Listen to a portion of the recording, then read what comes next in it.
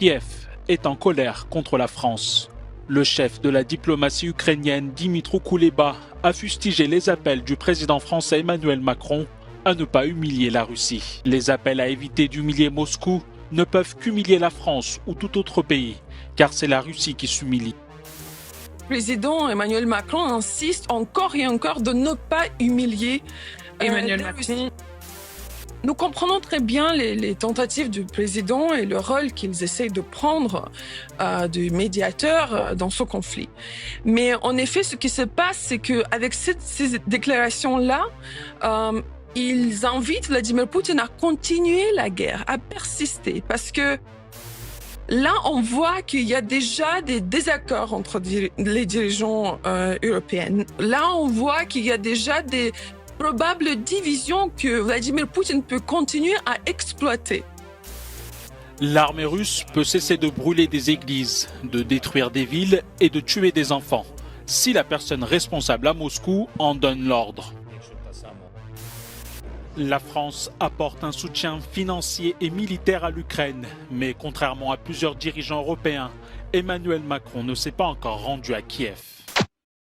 Il ne faut pas humilier la Russie pour que le jour où les combats cesseront, nous puissions bâtir un chemin de sortie par les voies diplomatiques. Le président Emmanuel Macron serait-il en train de lâcher l'Ukraine au profit de la Russie? En tout cas, c'est une question que l'on est en droit de se poser. Est-ce que la France n'est pas en train de jouer un double jeu? En gros, elle est en train de dire en surface, oui, on soutient l'Ukraine, patati patata, hoye Ukraine, patati patata. Et puis en dessous, elle est en train de forcément faire des choses avec la Russie. Elle est en train de s'assurer qu'elle ne va pas perdre ses relations diplomatiques avec la Russie. D'ailleurs, même en Russie aujourd'hui, le président Emmanuel Macron est beaucoup moqué. Il y a une vidéo qui circule où on dit qu'il appelait le président Vladimir Poutine plusieurs fois par jour. Il y a même, ils ont appelé quelque chose comme la macronite, la maladie d'appeler pour ne rien dire. Quelle humiliation! Quelle humiliation! Nous sommes humiliés! Pour dire en fait que le président Emmanuel Macron, il est vraiment un lèche-bot, en quelque sorte, de la Russie. La Russie est un partenaire important pour la France.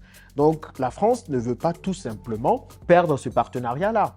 Elle a clairement beaucoup plus à gagner avec la Russie qu'avec l'Ukraine, par exemple. Le président Emmanuel Macron, ce qu'il fait, c'est de protéger les intérêts français. Et ce n'est pas la première fois qu'on va parler de double jeu et d'hypocrisie de la France. Il y a plusieurs exemples et on peut les voir. Il y a quelques années, vous avez entendu certainement parler de cette histoire, l'histoire de l'Aquarius, où l'Italie traitait la France également d'hypocrite, de jouer à un double jeu, encore avec le président Emmanuel Macron. Le problème, c'est que notre histoire, en matière de générosité et de volontarisme, ne mérite pas d'être apostrophée aussi sévèrement par les représentants du gouvernement français, qui, je crois et je l'espère, présenteront des excuses officielles dès que possible.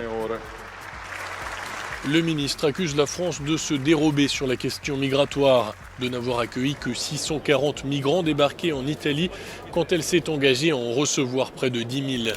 Et cela se voit dans plusieurs autres rapports de la France. Et le plus grand rapport hypocrite que la France tient avec des pays, pour moi, c'est la France-Afrique. Mais il n'y a pas plus grand rapport hypocrite. Qu'est-ce qu'on dit dans la France-Afrique? Parce que prenez le temps de regarder réellement cette France-Afrique-là. Il y a la partie émergée de l'iceberg et il y a la partie immergée de l'iceberg.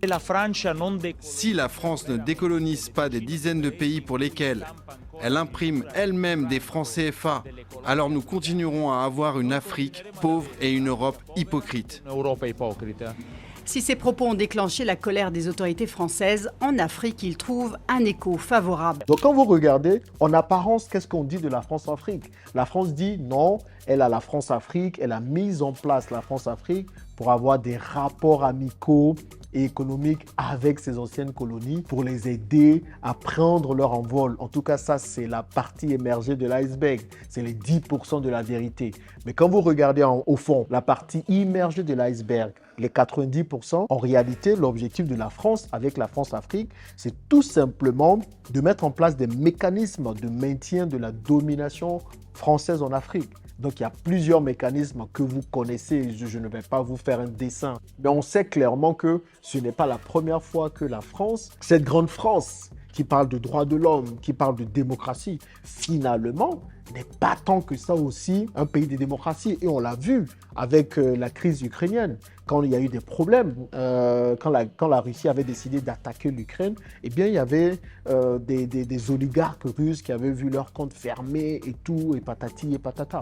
Et il y a plein d'autres cas comme ça où la France est traitée d'hypocrite. Donc, on a le droit de se poser la question, pourquoi est-ce que la France joue autant à un double jeu? Pourquoi elle ne peut pas, en face, accepter ses choix? C'est qu'il y a une volonté de se donner une bonne image, une volonté de dire, regardez, on est bien, on te sourit, et puis derrière, on te met un peu un couteau dans le dos. Et ça, si vous travaillez dans plusieurs entreprises françaises, vous allez vous en rendre compte. À Dubaï, par exemple, quand on dit en fait à certaines personnes que vous allez travailler avec des Français, ils commencent à dire « Oh, les Français, c'est pas sûr, patati patata ». Pourquoi? Parce que les Français ont la réputation de te sourire, de te dire des bons mots. Et puis derrière, de partir, dire d'autres choses à ton patron. J'ai eu plusieurs exemples comme ça. Moi-même, quand je travaillais en France, je ne suis pas en train de me victimiser, mais j'ai vécu ça. Où on me disait, mais Jean-Yves, tu fais un bon boulot et tout, patati patata. Et puis derrière, on s'en va raconter des choses sur toi au patron, des choses que tu n'as jamais faites, tout simplement parce qu'ils pensent à eux, parce qu'ils veulent gravir les échelons. Tellement de cas de ça. Si on prend l'aide publique au développement de l'Afrique, ça c'est un autre cas également d'hypocrisie. On vient dire, oui, on va vous aider les Africains à vous développer. On va vous donner de l'argent. On va vous aider à construire des routes, à construire des ponts, à construire des hôpitaux. Donc, on se donne l'image du pays qui vient aider. Mais quand on regarde encore en dessous, quand on regarde la face cachée de l'iceberg, d'où vient cet argent? Est-ce que vous êtes déjà posé la question de cette aide? D'où vient cet argent? Et puis, parfois, on nous fait croire que c'est de l'argent donné gratuitement, alors que ce sont des prêts. 90% de l'argent donné aux pays africains sont des prêts. On nous fait croire que ce sont des dons, mais ce sont des prêts. Et on sait tous d'où vient l'argent.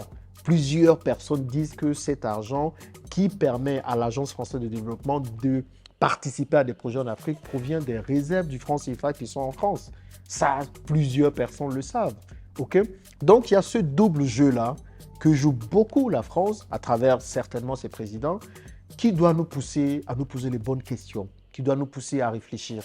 Et encore une fois, et je n'arrêterai jamais de le dire, les amis, il n'y a pas d'amitié entre les États.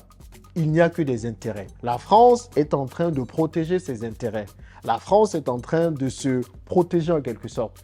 Donc, si nous, on est là, on pense que oui, on attend que la France vienne nous sauver, ou bien que d'autres pays viennent nous sauver parce que maintenant, c'est la Russie. On attend que la Russie vienne nous sauver. Oh là là, la Russie va venir. Sachez que les États n'ont que des intérêts. Ils protègent leurs intérêts. Ils vont là où il y a des intérêts, où il y a des choses qui peuvent les aider, eux. OK? Donc, s'il faut qu'ils lâchent un peuple pour leurs intérêts, ils vont le faire. Si la France est en train de lâcher l'Ukraine aujourd'hui pour ses propres intérêts, à plus forte raison les Africains. À plus forte raison les Africains, les gars. Donc, il faut arrêter de rêvasser que quelqu'un vienne nous sauver d'une quelconque condition. Les gens des pays pensent d'abord à leurs intérêts. Ils pensent d'abord à leurs intérêts. Et il faut que ce soit une leçon que nous retenions une bonne fois pour toutes. C'est à nous de protéger nos intérêts. C'est à nous de travailler pour nous faire respecter. C'est à nous de savoir nous affirmer sur la scène internationale. C'est à nous de décider l'avenir que nous voulons pour l'Afrique. À nous et rien qu'à nous.